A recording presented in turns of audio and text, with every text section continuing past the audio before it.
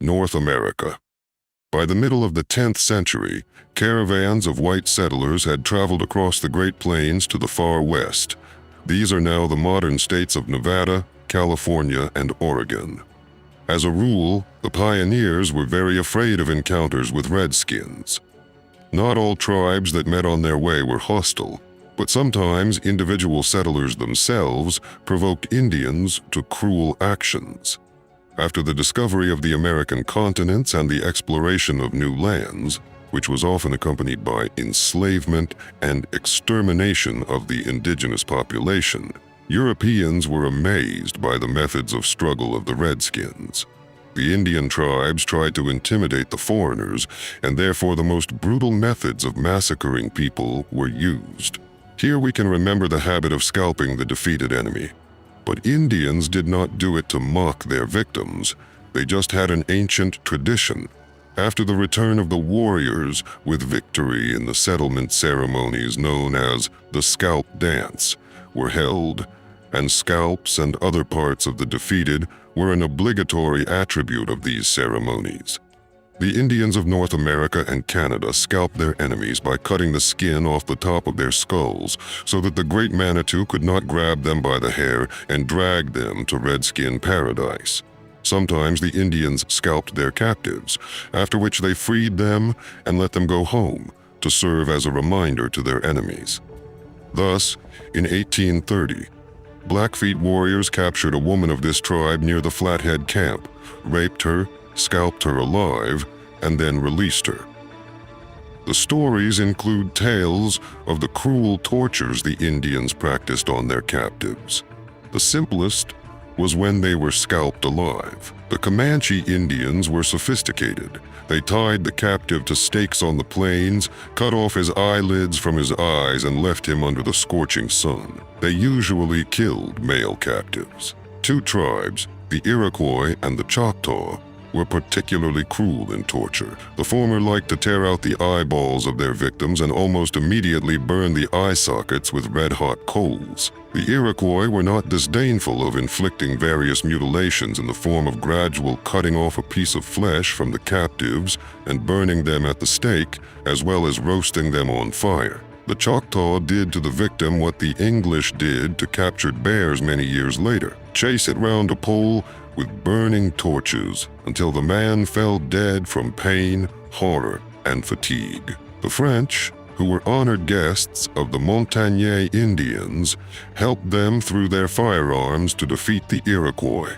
and then were horrified to see what the Montagnais did to the captives. The Iroquois were tortured for several days. They were burned with burning branches, whipped with whips, and had their skin pierced with an awl. They were tied to poles, had their fingers and ears cut off, and were forced to eat. Their sinews were torn out, and their scalps were lifted, and hot sand was thrown on their skull bones. The captives died slowly, and yet showed incredible courage. To the amazement of the French, some of them never once cried out in pain, but only sang without ceasing until they died. In 1755, the British Army was defeated by the French and their Ottawa allies in the forests of Pennsylvania. Some of the survivors were captured, sent back to the banks of the Agay River, and after their faces were blackened with soot, subjected to a slow roasting. The air was filled with the sounds of the triumphant howls of the Indians. Usually, the Indian execution, reminiscent of Russian military punishment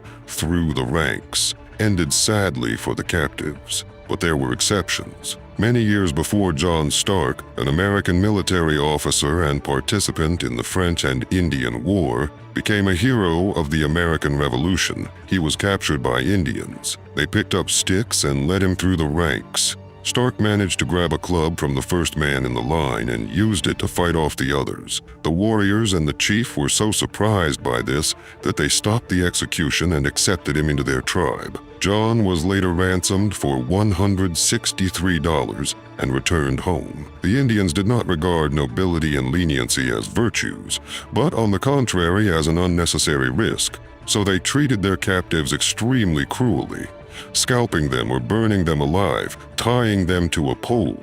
When the Dakota Indians took prisoners, they tied them to a post and dismembered them, said American Colonel Forsyth. First, He did not go into the cellar woods, but led an expedition against Indian villages on the Sandusky River. Defeated by the Indians, Crawford was unable to organize a retreat and himself surrendered to just 3 Indians who attacked his group on the retreat. But the torture he endured with extraordinary courage. On the 11th of June, 1782, Crawford was stripped naked and beaten to begin with. The Indians began firing blanks at William with flintlock rifles. His body was blackened with gunpowder, and his face was a ghastly mask of blood and soot. At very close shots, the grains of gunpowder and saltpeter burned on his skin, burning through it and continuing to burn under the skin, causing incredible suffering. The colonel bravely kept it off. Soon, one of the Indians cut off the unfortunate man's ears, and 4 others began to stick smoldering hickory nut rods into the colonel's naked body. The men were joined by the women, who began to throw burning coals at him. When the exhausted Crawford fell face down, the Indians doused his head. The colonel died. The deaths of Catholic missionaries at the hands of North Americans were quite brutal. Only in 1642 to 1649, Iroquois brutally tortured 8 Catholic priests and monks of the Jesuit order. Antoine Daniel, Gabriel Leleman, Isaac Jogues, Jean de Brébeuf, Jean de Lalagne, Charles Garnier, Noël Chabanel, and René Goupil. The Holy Fathers traveled to Indian settled territories to nurture European Catholics and baptize the natives. It quickly became clear to the locals that baptism was often followed by enslavement and occupation of their territories, and they dealt harshly with both the pioneers and their witch doctors. Since the Iroquois were not interested in simply killing, they brutally tortured their captives. Before being executed, the Jesuits underwent truly martyrdom, and their canonization in 1930 by Pope Pius XI had every reason to do so. Here, for example, is how the torture of the Holy Father, Jean de Brébeuf, is described by a surviving eyewitness. The Iroquois first cut off his hands and pierced his body with sharp iron in many places. Then they hung red-hot tomahawks around his neck, so that the unfortunate man could not even turn his head to avoid injury. Around his waist, the men wrapped bark dipped in tar and varnish, which was then set on fire.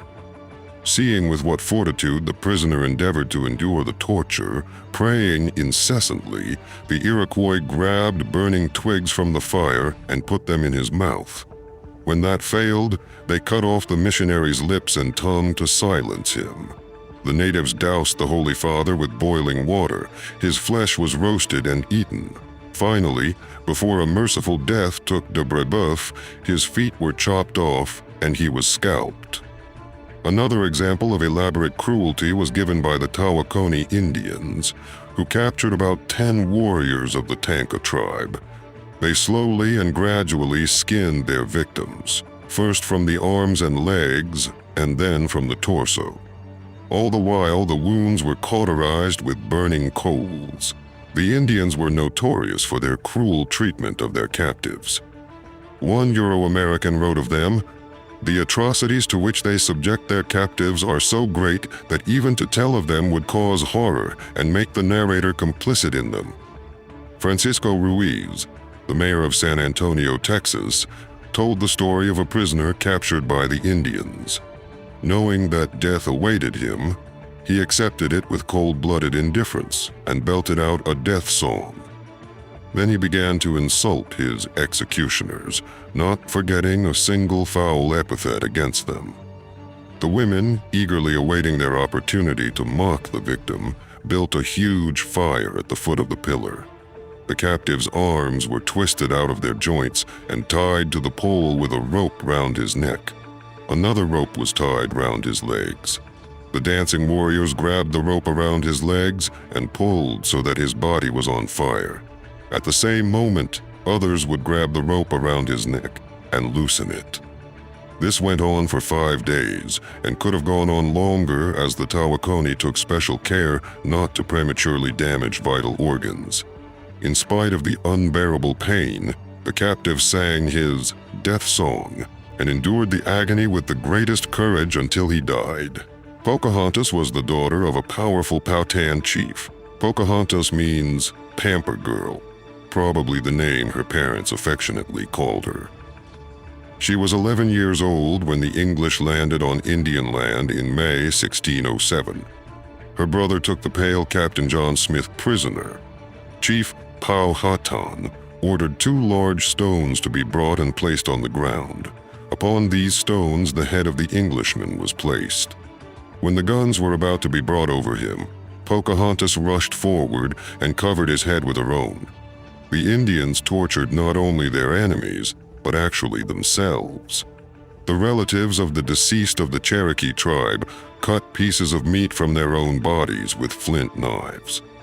The Shoshone of the Rocky Mountains forced widows to mutilate their faces every time they passed their spouse's grave as a sign of mourning. The sun dance of the North American Indians became famous. During the ritual, a person was fastened with bone hooks on straps to the tree of life, and then he had to pull them out during the dance. From pain and blood loss, the participants began to see the other world and communicate with its inhabitants. That's all for now. Thank you for watching, and see you again.